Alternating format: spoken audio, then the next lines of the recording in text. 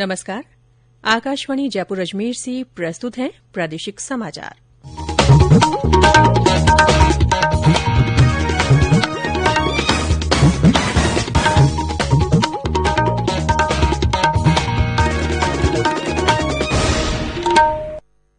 मुख्य समाचार। प्रदेश के 21 जिलों में जिला परिषद और पंचायत समिति सदस्यों के चुनाव में कांग्रेस के मुकाबले भाजपा को मिली ज्यादा सीटें। प्रदेश में कोविड-19 टीकाकरण का पहला चरण जनवरी में, आवश्यक तैयारियां शुरू। राज्य में कोरोना के सक्रिय मामलों की संख्या में और गिरावट के बाद मरीजों की संख्या हुई 20,875। और जैसलमेर के पोखरण फील्ड फायरिंग रेंज में डीआरडीओ ने युद्धक टैंक अर्जुन मार्क 1A का किया सफल परीक्षण। समाचारों के साथ मैं रितिका गुप्ता। कोविड-19 महामारी के खिलाफ देश एकजुट होकर लड़ रहा है। आप भी हमारे साथ सुरक्षा और बचाव के 3 आसान एहतियाती उपायों का संकल्प लें। मास्क पहनें, 2 गज की दूरी है जरूरी, सुरक्षित दूरी बनाए रखें, हाथ और मुंह साफ रखें। और अब समाचार विस्तार से। राज्य के 21 जिलों में जिला परिषद सदस्यों के चुनावों में भाजपा ने 13, कांग्रेस ने 5 और बीटीपी ने 1 जिले में बहुमत हासिल किया है। नागौर में किसी भी पार्टी को बहुमत का आंकड़ा हासिल नहीं हुआ है। वहां भाजपा ने 20, कांग्रेस ने 18 और आरएलपी ने 9 सीटें जीती है। कुल 47 सीटों पर चुनाव हुए थे, जिसमें बहुमत का आंकड़ा 24 चाहिए। बाड़मेर में मुकाबला बराबर पर रहा है। वहां कांग्रेस और भाजपा के 18-18 सदस्य जीते हैं, जबकि 1 सीट पर आरएलपी ने कब्जा किया है। भाजपा ने पाली, सीकर, चूरू, झुंझुनू, बूंदी, अजमेर, टोंक, उदयपुर, भीलवाड़ा, झालावाड़, राजसमंद, चित्तौड़गढ़ और जालौर में जीत दर्ज की है। वहीं कांग्रेस ने हनुमानगढ़, जैसलमेर, प्रतापगढ़, बांसवाड़ा और बीकानेर में जीत हासिल की है। वहीं प्रदेश की 222 पंचायत समिति की 4,371 सीटों पर हुए चुनाव में भारतीय जनता पार्टी को 1,836, कांग्रेस को 1,718, आरएलपी को 56 और निर्दलियों को 422 सीटों पर जीत हासिल हुई है। मुख्यमंत्री अशोक गहलोत ने कहा है कि नाबार्ड और सहकारी बैंकों के साथ साथ राष्ट्रीयकृत बैंक भी कृषि ऋण सुविधाओं का विस्तार करें। श्री गहलोत कल जयपुर में वीडियो कॉन्फ्रेंस के माध्यम से नाबार्ड की राज्य स्तरीय ऋण संगोष्ठी को संबोधित कर रहे थे। इस अवसर पर उन्होंने नाबार्ड के स्टेट फोकस पेपर वर्ष 2021-2022 का विमोचन भी किया। उन्होंने कहा कि प्रदेश की भौगोलिक परिस्थितियां विषम हैं, लेकिन कृषि क्षेत्र में विकास की अपार संभावनाएं हैं। इसको ध्यान में रखते हुए प्रदेश के लिए नाबार्ड, आरबीआई और अन्य बैंक कृषि में आधारभूत संरचना की प्रगति के लिए कृषि ऋण में दीर्घकालीन कृषि ऋण के अनुपात को 20% बढ़ाए। वर्तमान में ये अनुपात कुल कृषि ऋण का 20% है। मुख्यमंत्री अशोक गहलोत ने राज्य में जनसुनवाई व्यवस्था को मजबूत और प्रभावी बनाने के लिए मंत्रिमंडलीय उप समिति का गठन कर दिया है। इस समिति में मंत्री डॉ बीडी कल्ला, हरीश चौधरी, गोविंद सिंह डोटासरा और डॉ सुभाष गर्ग सदस्य होंगे। सोमवार को राज्य मंत्रिमंडल की बैठक में इस समिति के गठन का निर्णय लिया गया था। प्रदेश में कोविड-19 प्रतिरक्षक टीकाकरण का पहला चरण जनवरी में शुरू किया जाएगा। इसके लिए सभी आवश्यक तैयारियां शुरू कर दी गई हैं। चिकित्सा मंत्री डॉ रघु शर्मा ने बताया कि पहले चरण में सरकारी और निजी चिकित्सा सेवा और महिला बाल विकास विभाग के कार्मिकों को टीका लगाकर उन्हें प्रतिरक्षित किया जाएगा। उन्होंने बताया कि केंद्रीय स्वास्थ्य मंत्रालय की ओर से कल आयोजित वीडियो कॉन्फ्रेंस में कोविड-19 वैक्सीन ऑपरेशनल गाइडलाइन पर विस्तार से चिकित्सा विभाग के अधिकारियों के साथ चर्चा की गई। डॉ शर्मा ने बताया कि प्रदेश में कोविड-19 वैक्सीनेशन के लिए 2,444 कोल्ड चेन वैक्सीनेशन प्वाइंट्स जिला अस्पतालों और सामुदायिक स्वास्थ्य केंद्रों पर बनाए गए हैं। जोधपुर, जयपुर और उदयपुर में 3 राज्य स्तरीय वैक्सीन सेंटर और 7 संभाग स्तरीय वैक्सीन सेंटर भी बनाए गए हैं। इसके साथ ही सभी जिलों में जिला कलेक्टर के नेतृत्व में टीकाकरण के लिए जिला टास्क फोर्स की टीमें बनाई गई हैं।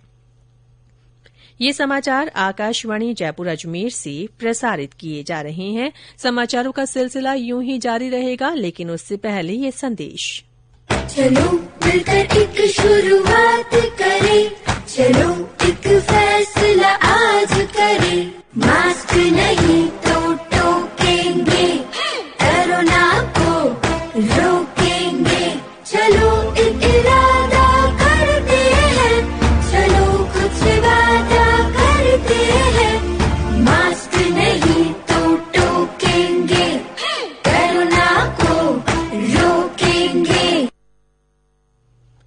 प्रादेशिक समाचारों में एक बार फिर से आपका स्वागत है।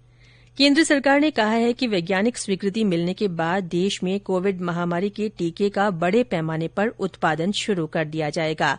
नई दिल्ली में मीडिया को जानकारी देते हुए स्वास्थ्य मंत्रालय के सचिव राजेश भूषण ने बताया कि टीके के उत्पादन की सभी तैयारियां पूरी कर ली गई हैं और टीके की खुराक को देश में हर एक व्यक्ति को जल्द से जल्द सुलभ कराने के लिए भी खाका तैयार कर लिया गया है। राज्य में कोरोना संक्रमण से स्वस्थ होने वालों की संख्या बढ़कर 2,60,000 से अधिक हो गई है।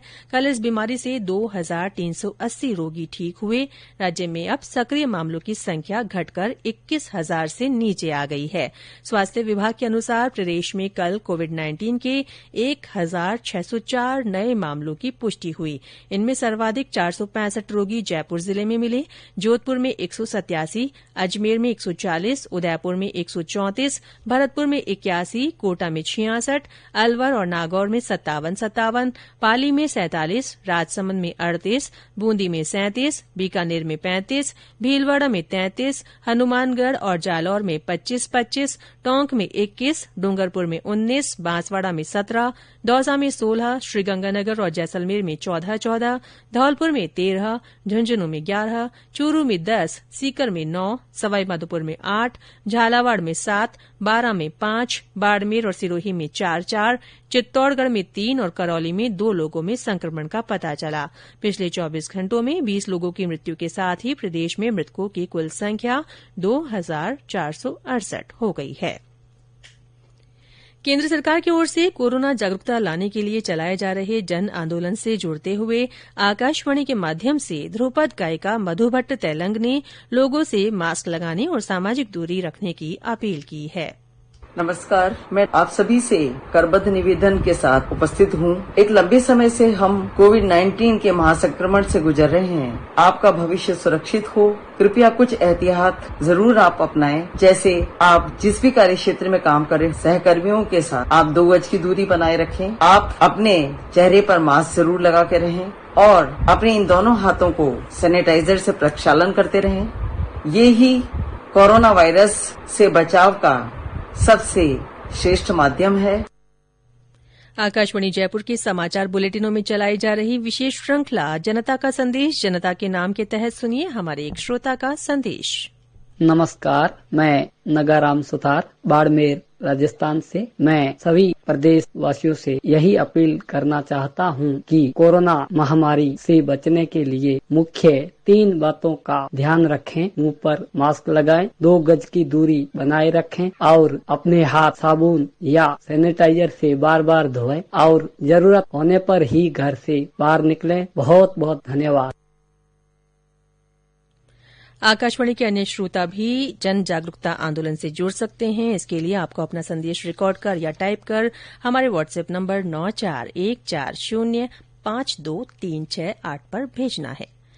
जैसलमेर के पोकरण फील्ड फायरिंग रेंज में रक्षा और अनुसंधान विकास संगठन डीआरडीओ ने युद्धक टैंक अर्जुन मार्क 1A का सफल परीक्षण किया है। परीक्षण के पूरे होने के बाद इस युद्धक टैंक के सेना में शामिल होने का रास्ता साफ हो गया है। देश में ही निर्मित अर्जुन टैंक को साल 2004 में सेना में शामिल किया गया था।